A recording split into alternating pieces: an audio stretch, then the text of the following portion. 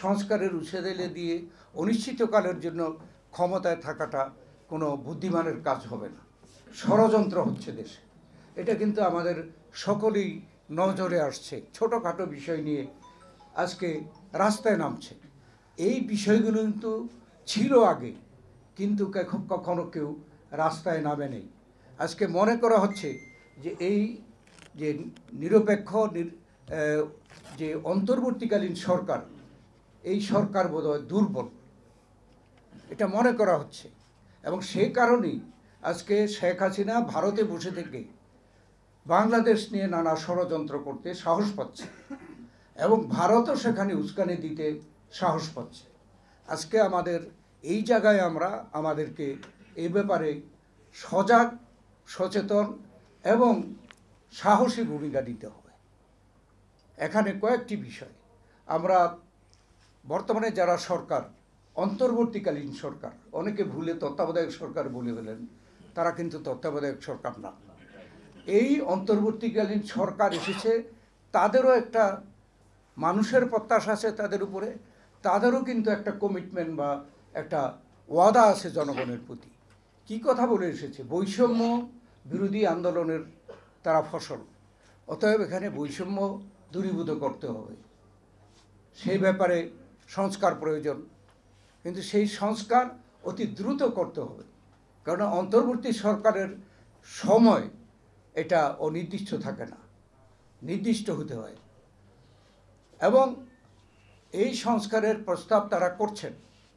আমরাও বিভিন্ন সময় সরকারকে বলছি যে সংস্কার কোনো এককভাবে একটি সরকার একটা দিন তারিখ ঠিক করে শেষ করে ফেলতে পারবে, সংস্কারকে কার্যকর করতে পারবে, এমন কিন্তু এটা স্বাভাবিক না।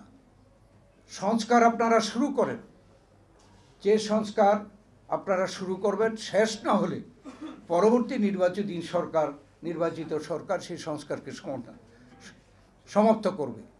সেই জন্যে সেই উসিলা দিয়ে, সংস্কারের উৎসাহ দিয়ে অনিশ্চিতকালের জন্য ক্ষমতায় থাকাটা কোনো বুদ্ধিমানের কাজ হবে না। দ্বিতীয় হচ্ছে, এই সরকার বলেছে জনগণের অধিকার ফিরিয়ে দেওয়ার জন্য এই সরকার দায়িত্ব নিয়েছে।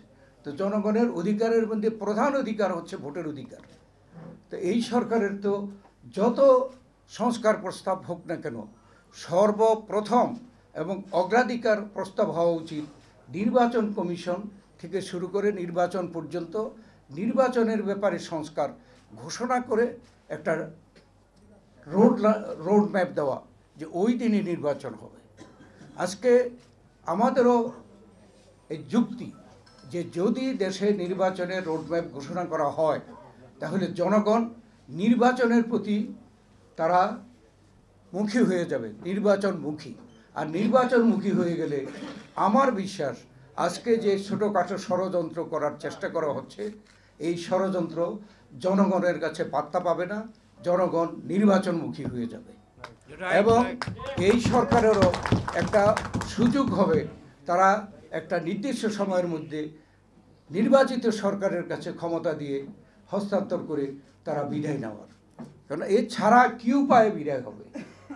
আজকে যারা ষড়যন্ত্র করে দেশে অশান্তি সৃষ্টি করতে চায়, তাদের তো একটা উদ্দেশ্য আছে, বাংলাদেশকে ক্ষতিগ্রস্ত করা। কিন্তু এই বাংলাদেশকে তো ক্ষতিগ্রস্ত করা আসলে সম্ভব হবে না। এটা যারা ষড়যন্ত্র করে তারা বোঝা উচিত।